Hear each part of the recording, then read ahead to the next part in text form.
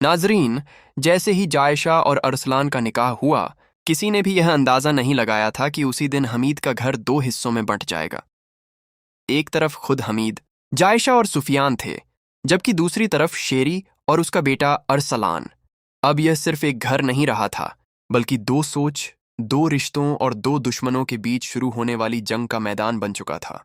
हमीद अच्छी तरह जानता था कि जायशा ने इस घर में कितनी तकलीफें झेली हैं, इसलिए उसने फैसला कर लिया कि अब वह हर कदम पर उसका सहारा बनेगा और किसी को भी उसके साथ नाइंसाफी नहीं करने देगा। लेकिन दूसरी तरफ शेरी के लिए यह सब कुछ किसी हार से कम नहीं था। जिस घर पर वह सालों से अपना राज समझती थी, आज उसी घर में उसे अपनी पकड़ ढीली होती नजर आ रही थी। यही वजह थी कि वह हर रोज कोई ना कोई नई चाल चलती, ताकि जायशा को इतना परेशान कर दे कि वह खुद ही यह घर छोड़कर चली जाए। कभी ताने, कभी बेइज्जती, कभी झूठे इल्जाम और कभी डराने धमकाने की कोशिश। शेरी किसी भी हद तक जाने को तैयार थी, लेकिन एक दिन हालात उस वक्त बदल गए जब शेरी ने हद पार कर दी। दोनों के बीच जबरदस्त झगड़ा हुआ और उसी दौरान हमीद वहां पहुंच गया।